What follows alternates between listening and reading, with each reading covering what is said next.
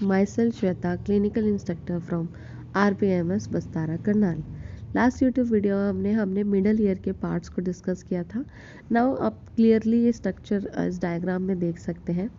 आपका outer ear, external ear, आपका ear drum कैसी पोजीशनिंग होती है, ईयर ड्रम से आपकी मेलस कैसे कनेक्ट होती है, मेलस से इनकस एंड स्टेप्स, ये आपकी ऑडिटरी ऑसिकल्स है।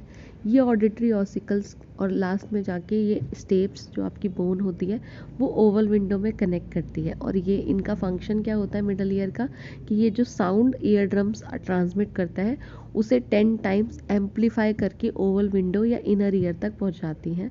उसके साथ साथ स्टेशन ट्यूब आप देख सकते हैं कैसे मिडल ईयर से कनेक्ट होती है। ये यहाँ से मिडल ईयर से कनेक्ट होती है और कहाँ जाएगी, आपके नेजोफेरिंग्स के बिहाइंड पे।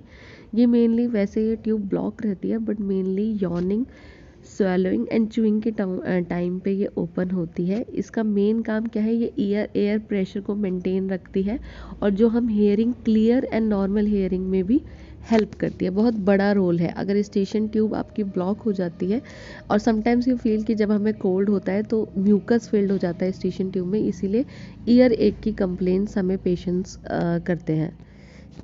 नाउ इनर ईयर को डिस्कस करते हैं last. Inner ears is also called as labyrinth. Two main divisions of labyrinth is the outer bony labyrinth and inner membranous labyrinth. Sorry, the inner ear, as you can see in the structure, आपकी semilunar ducts होती हैं, ये anterior, lateral and posterior structures है। Cristae within ampulla होता है। Articular स्कैल्वी, vestibulocochlear nerve connect कैसे होती है, vestibulocochlear duct, cochlear duct, tympanic duct. Now we'll discuss. Now, sorry, inner ear, outer bony labyrinth and inner membranous labyrinth. Bony labyrinth is a series of cavities in the temporal bone. It is divided into three regions: semicircular canal, vestibule, cochlea. Bony labyrinth is lined with periosteum and contains perilymph fluid which is similar to CSF. हम पहले inner ear के हमने parts को लेब्रिथन, inner ear को लेब्रिथन कहते हैं। उसे दो स्ट्रक्चर्स में हम डिवाइड करते हैं, outer bony labyrinth and inner membranous लेब्रिथन।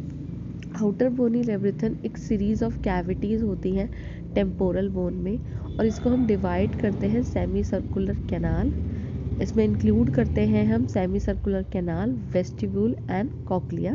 उसके साथ साथ हमारी बोनी लेब्रिथन में आपकी पेरिस्टियम लाइंड होती है और उसमें पेरिलिम्फ फ्लूइड प्रेजेंट हो जाए जो कि आपकी सीएसएफ की प्रॉपर्टीज से सिमिलर होता है। Now next is the inner membranous labyrinth. It is a series of sacs and tubes inside of bony labyrinth. Bony labyrinth के इनसाइड ही क्या होते हैं, आपके कुछ सैक्स एंड ट्यूब्स प्रेजेंट होती हैं। Membranous labyrinth is lined with epithelium और इसमें एंडोलिम्फ फ्लूइड प्रेजेंट होता है, जबकि बोनी लेब्रिथन में आपका पेरिलिम्फ फ्लूइड होता है क्योंकि वो लाइंड होता है पेरीओस्टियम से and it is lined with epithelium, so that's why इसमें एंडोलिम्फ फ्लूइड प्रेजेंट होता है। The level of potassium ions are high in endolymph. Endolymph की क्या प्रॉपर्टी है कि फर्स्ट ऑफ ऑल ये एपिथेलियम लाइनिंग से प्रोड्यूस होता है। दूसरा, इसमें पोटेशियम आयंस के लेवल हाई होते हैं। पोटेशियम आयंस का काम क्या होता है, generate the signals, auditory signals को क्या करते हैं, पोटेशियम आयंस जनरेट करते हैं।